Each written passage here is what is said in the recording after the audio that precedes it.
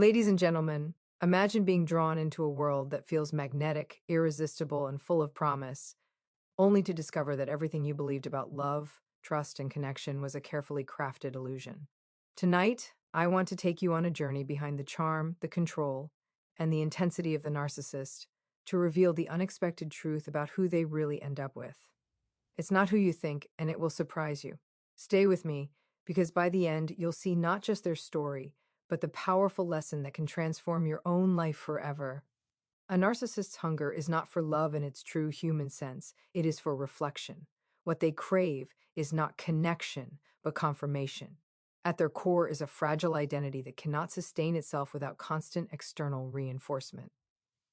Love requires mutual presence, vulnerability, and emotional risk. Reflection, however, requires only an audience. The narcissist searches for people who will mirror back an image of greatness, superiority, or victimhood. Whatever version keeps their inner world intact.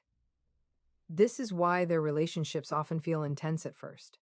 They come on strong, not because they see you deeply, but because they need you quickly. Validation becomes oxygen. Without it, their sense of self begins to suffocate. Control is the mechanism through which this hunger is maintained. When admiration alone no longer satisfies, they seek dominance over emotions, choices, and narratives. Control ensures the mirror doesn't crack. If someone challenges them, sets boundaries, or expresses needs of their own, it threatens the illusion they depend on. Love would require them to acknowledge another person's inner world as equal to their own, and that is something their psychological structure resists. So they confuse possession with intimacy, obedience with loyalty, and silence with peace. This hunger is endless because reflection is never nourishment.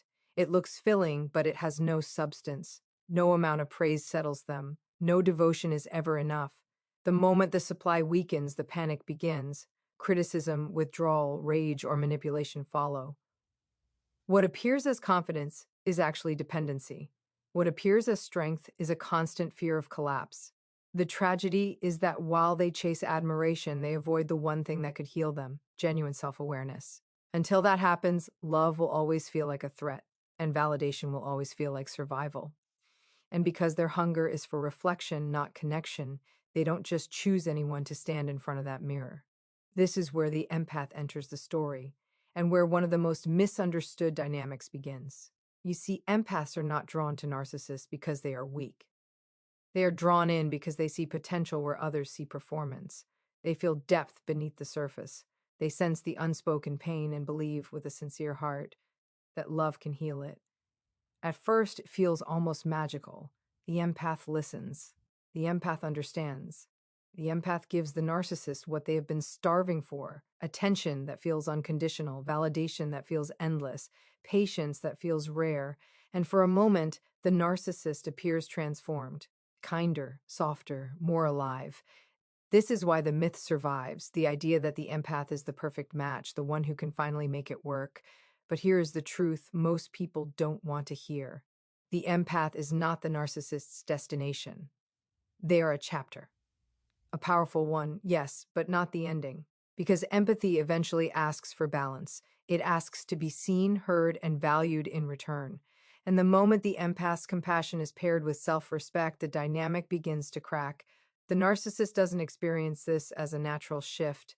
They experience it as loss, as betrayal, as the mirror refusing to reflect on command. What once felt like devotion now feels like resistance. What once felt safe now feels threatening. And so the very qualities that drew them to the empath, sensitivity, emotional depth, honesty, become the reasons they pull away or try to regain control. This is the quiet turning point. The empath starts to wake up. They realize that love without reciprocity is not love, it is depletion. And slowly, sometimes painfully, they stop offering themselves as a mirror. When that happens, the narcissist doesn't rise, they retreat. Because the empath was never meant to stay. They were meant to see, to feel, and eventually to leave. And when the empath begins to pull back, something startling is revealed. The illusion of power that once seemed so solid suddenly starts to tremble. From the outside, the narcissist always appears in control. They speak with certainty, they command attention, they shape narratives as if reality itself bends to their will. But that power was never self-generated.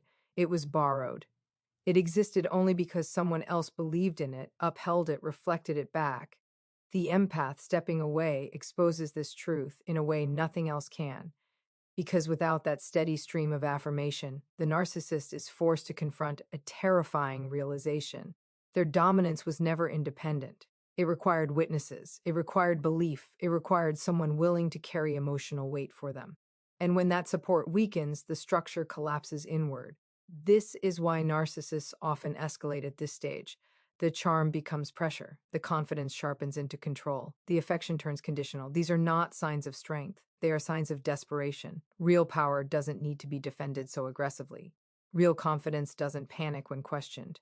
What you are witnessing is not a authority, but fear scrambling to stay relevant. The empath, now more awake, begins to see the pattern clearly. They recognize that the narcissist's strength depended on their silence, their patience, their willingness to absorb blame and doubt themselves. And in that realization, something profound happens. The spell breaks, the pedestal crumbles, the narcissist is no longer larger than life. They are human, exposed, and deeply insecure. This is the moment when roles quietly reverse. The empath discovers their own strength while the narcissist feels it slipping away. The illusion of power dissolves because it was never real power at all. It was a performance sustained by others. And once the audience stops applauding, the stage goes dark. What remains is not dominance but emptiness, and the haunting knowledge that without control over others, there is very little left to hold on to.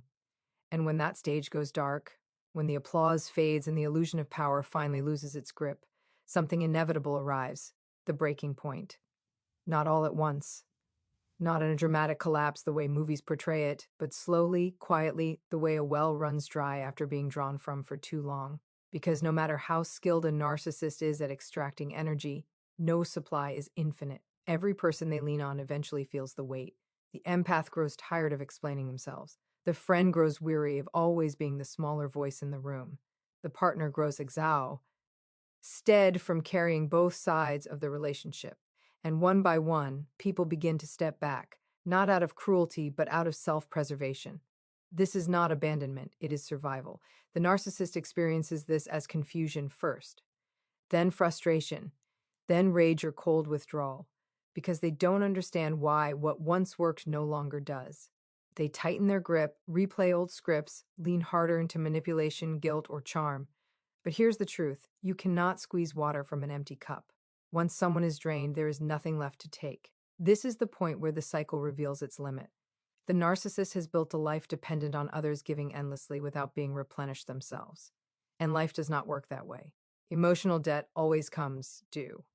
When the supply runs out, the narcissist is forced to face the silence they spent years avoiding. And in that silence, there are no distractions, no reflections, no borrowed strength, just the echo of unmet needs and unresolved wounds. The people who once kept the system alive are gone or emotionally unreachable. Not because they stopped caring, but because they finally started caring about themselves. This breaking point is not a punishment. It is a consequence. It is the natural end of a dynamic that was never sustainable. And while it feels like loss to the narcissist, it is often the very moment the others begin to breathe again. Because when the pouring stops, life, real life, finally has space to return. And in that silence, something unavoidable happens. With no one left to pour into them, no one left to absorb their projections, the narcissist is finally forced to face the one reflection they have spent their entire life avoiding. The mirror no longer stands in another person's eyes. It stands directly in front of them. This is the cruel irony of it all. They spent years demanding to be seen, admired, affirmed, yet when they are finally alone, being seen becomes unbearable. Because the mirror does not flatter. It does not soften the truth. It does not agree on command. It simply shows what is there. And for someone who built their identity from borrowed images, that moment is terrifying. They see the patterns they denied, the relationships that followed the same arc, the faces that once glowed with devotion and then slowly dimmed.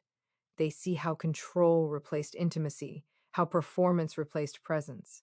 And there is no one left to blame. No empath to absorb the shame, no audience to applaud away the discomfort. This is why narcissists often avoid stillness at all costs.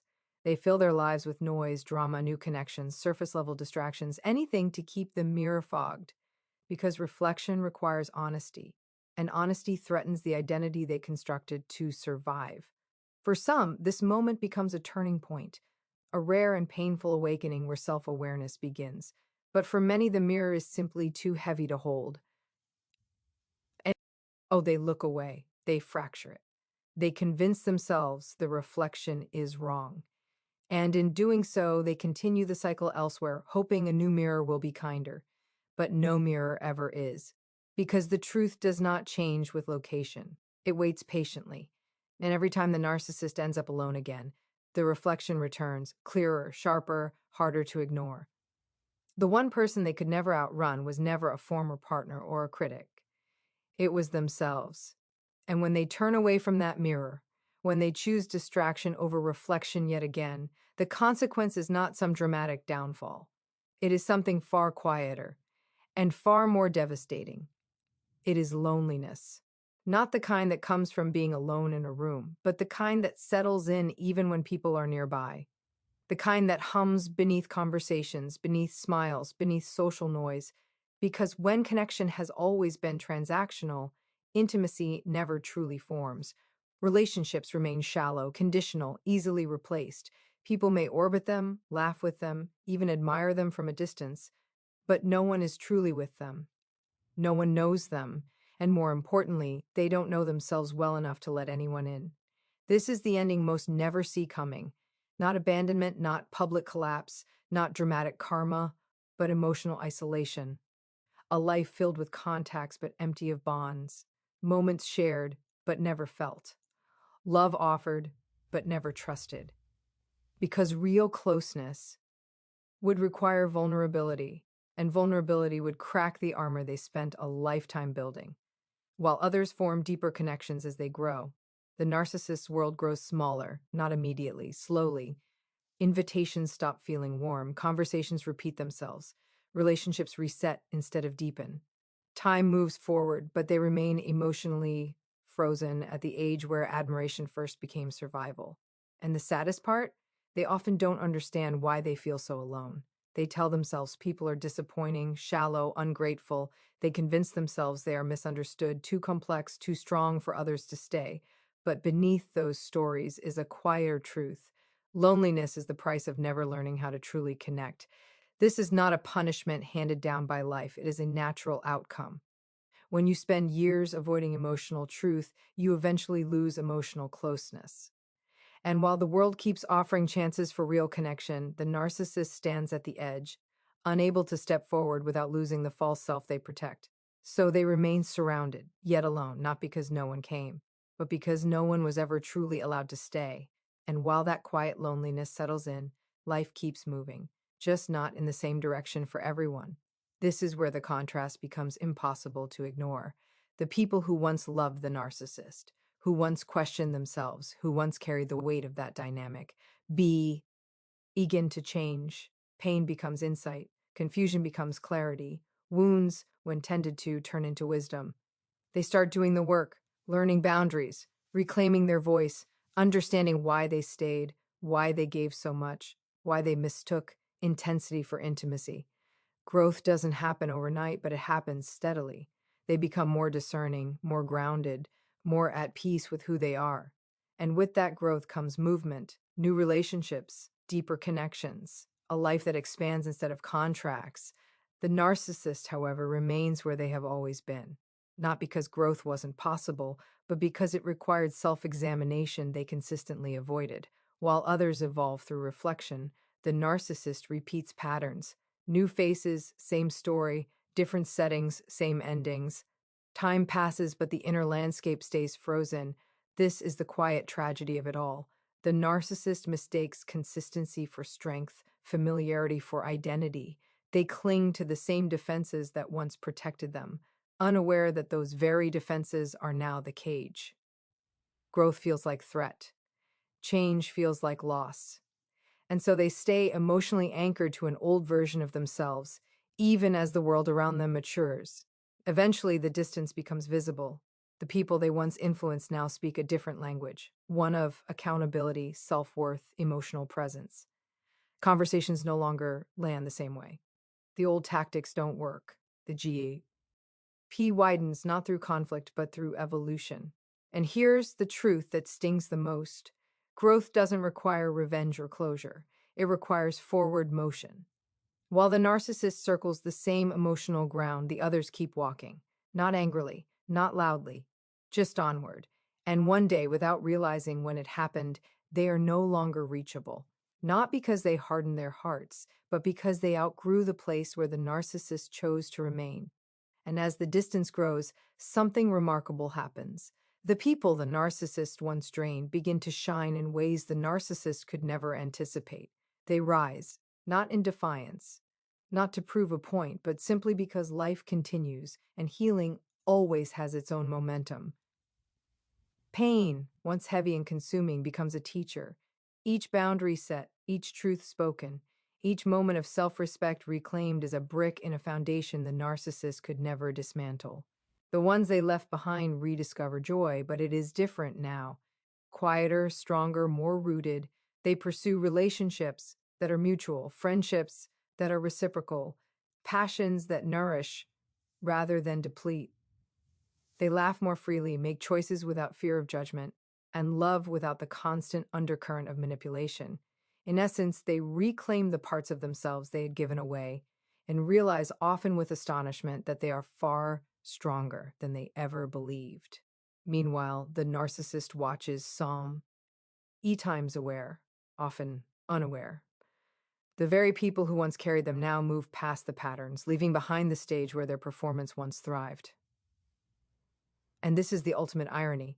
The narcissist's world was sustained by others' devotion, but those who devoted themselves wisely eventually grow beyond the need to sustain it. They thrive without dependence on the narcissist's presence, without needing validation, without offering themselves as mirrors anymore.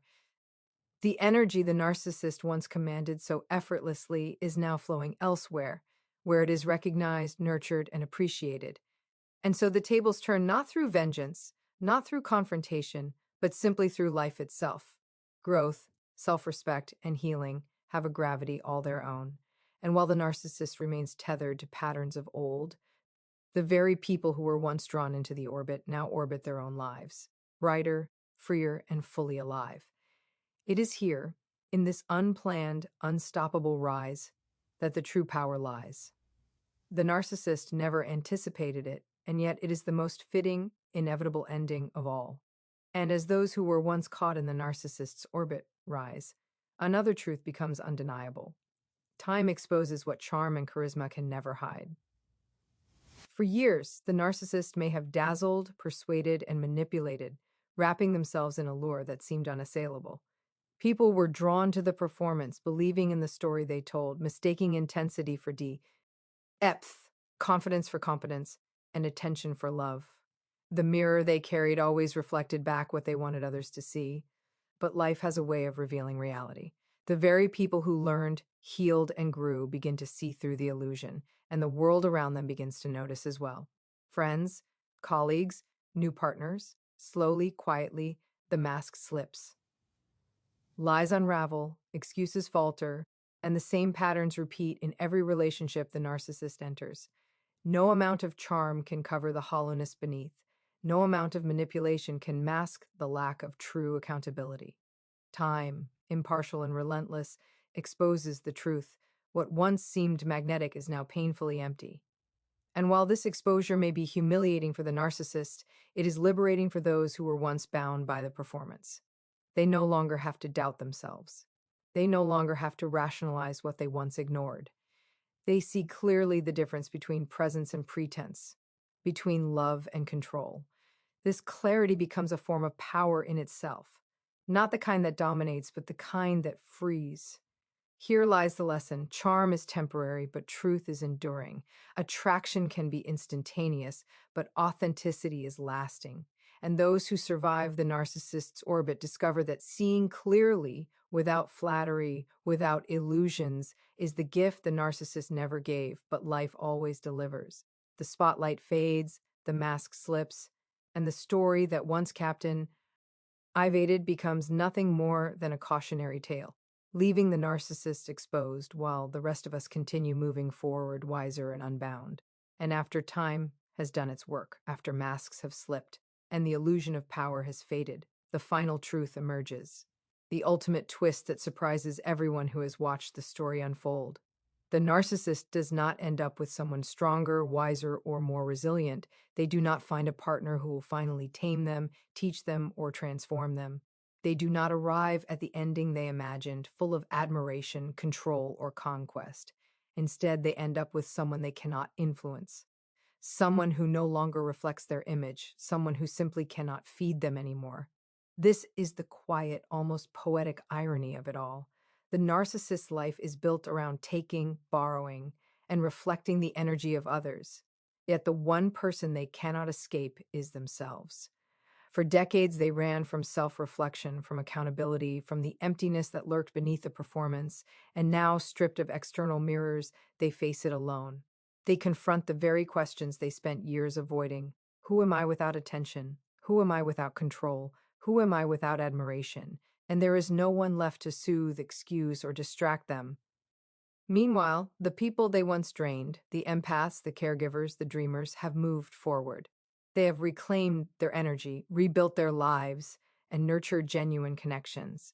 Their absence is not revenge, it is life continuing, unabated and unstoppable. And that absence is the ending the narcissist never saw coming, the realization that influence fades, charm cannot sustain, and borrowed power always returns to its source. So the ultimate lesson, the one that surprises everyone, is this. The narcissist does not win in the way they imagined. They do not end up with someone stronger. They end up with the stark, unflinching reflection of their own soul. And that, ironically, is the one mirror they could never escape, no matter how hard they tried. And in that mirror, they finally understand what the rest of us have known all along. The only true power is not in taking from others, but in growing beyond the need to do so. And now, as we come to the close of this journey together, I want you to pause and feel the weight of what we've uncovered.